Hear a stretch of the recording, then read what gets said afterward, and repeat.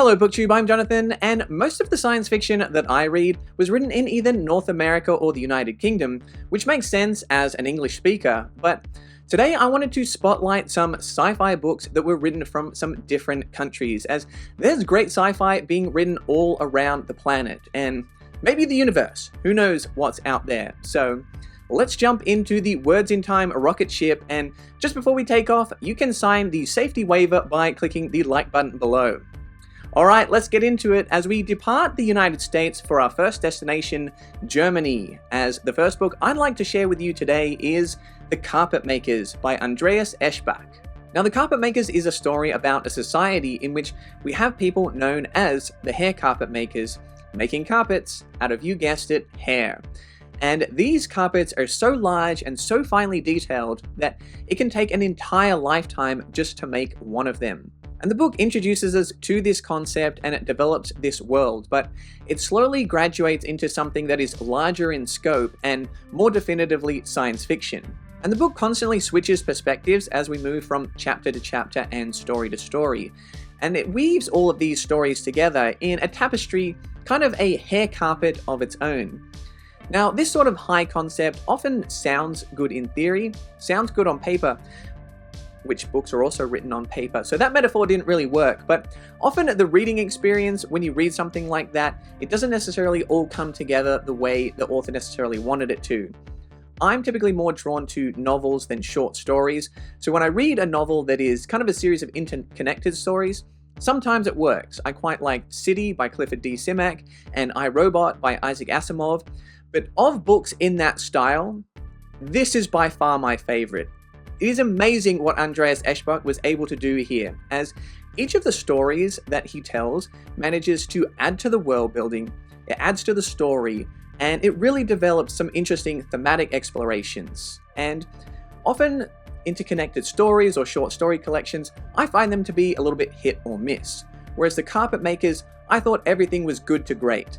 I thought everything held my attention, and some I just literally applauded at the end of the chapter. Round of applause for you, Mr. Eschbach.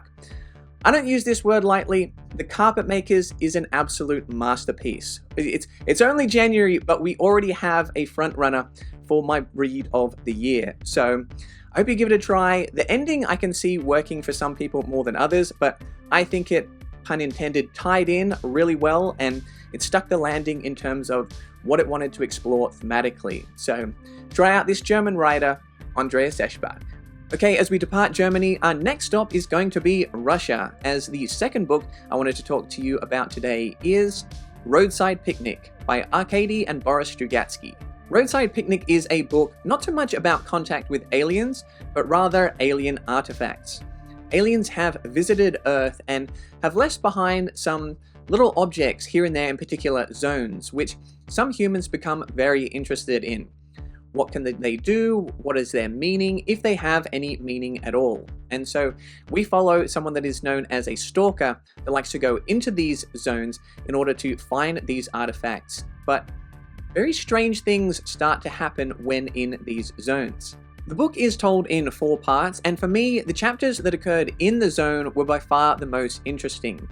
Some of the human elements, human storylines told outside of the zone didn't quite hold my interest quite as much, but I do understand that sometimes you need to lay the groundwork in order for those high points to have as much impact as they can later on.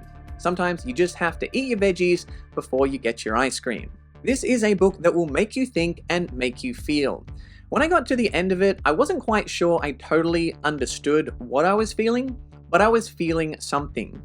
This is a book that I sometimes think that I would like to reread, and perhaps I might be able to get the second time around. But sometimes I think that this isn't a book that you're necessarily supposed to get, that what you get out of the book is going to be very individual. And that's why some people have kind of mixed reactions to this one, and for a lot of people, it's their favorite sci-fi book of all time. And so for that reason alone, the potential rewards being so high, I think it's worth trying out Roadside Picnic.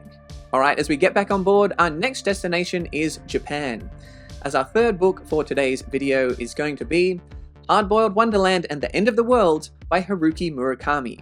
It's not that easy to explain what exactly is Hardboiled Wonderland at the end of the world, but in this book we follow two main storylines, one of which is set in a town that has a little bit of an old world fantasy type feel to it, and things are a little bit mysterious. And in our second timeline, we follow what seems to be a more modern world and a story which involves an interesting company and scientists doing some strange things with technology and some possible corporate competition and espionage.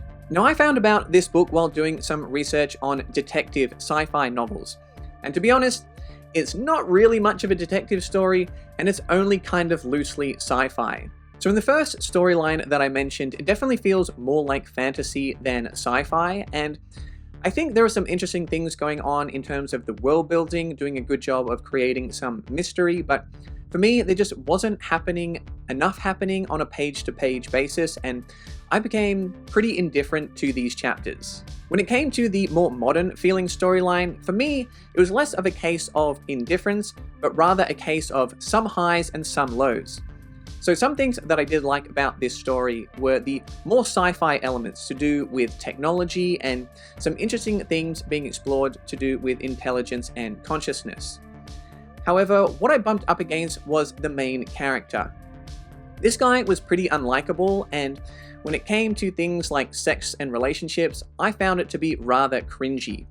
And I can read a book with an unlikable main character if I think the author ties that into an interesting story or some interesting themes, but for me personally, I just wasn't getting much out of this main character, and those flaws I found to be rather persistent and tedious. Something else that I wanted to mention that is more of a critique of the publisher than the book itself was the blurb has a description something along the lines of a mind-bending universe with Lauren Bacall, Bob Dylan, a split-brain data processor, and a host of other things. And as a big fan of Bob Dylan, that caught my interest.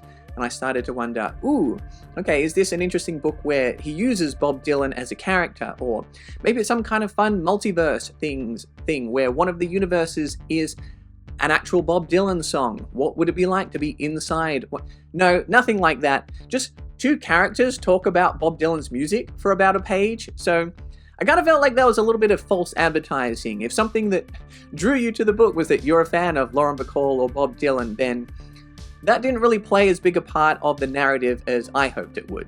Overall, this wasn't a book that was particularly to my tastes, but if you are a fan of magical realism, literary fiction, and books that explore concepts and themes in a way where a lot of the journey is on the reader to come up with your own conclusions, then you might find something enjoyable to dig into with Hardboiled Wonderland and the End of the World. Next up, with our fourth launch, we head over to Poland, as our next book is Solaris by Stanislaw Lem. In Solaris, we follow our main character, Chris Kelvin, to an ocean planet, and when he arrives there, some of the crew that he will be working with have recently become plagued with repressed memories. I found Solaris to be an almost perfectly balanced book. You had Lem juggling both the science with the philosophy, the harder sci-fi with the softer sci-fi, as well as creating atmosphere and giving us little reveals when it came to the mystery. I also really enjoyed the thematic explorations of the internal versus the external, trying to understand something else, something outside of us, something bigger than us, before we necessarily really understand ourselves. The version of this book that I read was translated into English from the French translation of the book, which was translated from the original Polish. So if any of you happen to speak English, French, and Polish and would be interested in doing some research for me, I'd love to learn if there are any little differences between those three versions. And lastly, Folio Society, if you're listening, if you release an edition of Solaris, I will buy it. Okay, for our fifth destination, we make the short trip to France, as our next book is Around the World in 80 Days by Jules Verne. Jules Verne is most well known for 20,000 Leagues Under the Sea, Journey to the Center of the Earth, and Around the World in 80 Days. Now, I haven't read these books since I was a kid, but from memory, my favorite was Around the World in 80 Days, and I think that's because when I was really young, the idea of flying sounded really fun to me, whereas the idea of going underground or going underwater sounded kind of scary. which is kind of funny to me because now I love snorkeling and scuba diving, so perhaps now that I'm an adult, I'll be brave enough to reread those scary books. Around the World in 80 Days is a great adventure as we hop around from place to place using different methods of transportation. It also features an all-time great character name in Phileas Fogg. If you've read this book both as a kid and an adult, let me know how those two different reading experiences compared. Alright, for our second last stop, we head over to China, and this is admittedly not a very fuel economic route, but fortunately this ship runs on pixels, and they're quite affordable.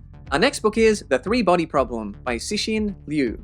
The Three-Body Problem is the first book in the Remembrance of Earth's Past trilogy, and it follows some scientists when some strange things start happening to them, and these things may be linked to a secret project sending out messages into space. This is arguably the most famous example when it comes to translated works in modern science fiction, and readers tend to have pretty strong reactions to this book.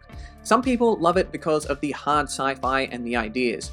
Personally, I think the first book is pretty darn good and the sequels are amazing. If you want to get your mind melted by scientific ideas verging on the edge of cosmic horror, then this is the series for you. However, some readers do struggle a little bit with the cold and stiff writing, which could come down to just this particular author's style, as well as some things being lost in cultural and writing translation. Books 1 and 3 in the series are translated by Ken Liu, and Book 2 is translated by Joel Martinson, and Book 2 was my favorite in the series, which I think could in part be down to the translation, but I also enjoyed the writing more in Book 3 than Book 1, so I think it is a combination of the translation and also Cixin Liu just developing and growing as a writer throughout the series. If you haven't read it yet and it sounds at all interesting to you, then I recommend giving it a try, and now's a good time to do so because the Netflix series adaptation is on the way, which I am reservedly excited for. And just before we head to our next destination, I am realizing we did forget to charge you for tickets. Obviously, it's too late for that now, but if you are enjoying your time on the rocket, feel free to check out our Patreon memberships, where you can become one of my robots, androids, or cyborgs like Nima, Anu Eden, Half-Ogre, Zelkawe, and Front Seat Colin. And for today's final destination, we head over to Finland for The Quantum Thief by Hannu Rajaniemi. Was today's entire video just an elaborate ruse so I can talk some more about The Quantum Thief? The Quantum Thief is the story of Jean Leflambeur, a man trapped in the Dilemma prison where every day he has to shoot an alternate version of himself before his alternate self can shoot him first. We also follow a detective named Isidore Beautrelet following the murder of a chocolatier, a case that will lead him to a man named Jean Leflambeur. Some of you are going to love this book and some of you are going to hate it. Some of you might hate it because the world building in this book is incredibly complex. The book does not hold your hand and it uses a whole host of terminology that, at least at first, you're not going to understand. It is heavy on the science, heavy on the technology, but the reason why some of you will love it is because it uses this science, this technology, this world building to tell a really, really fun story. At the heart of it, you have a heist story and a detective story, and these fun tropes play against all of the outside craziness to create a really fun and unique reading experience. I love this book and I love this trilogy, so if you have even just the tiniest tolerance for hard sci-fi, I say flip the coin and see if you end up loving it as much as I do. So there you go guys, those are some sci-fi books from around the world.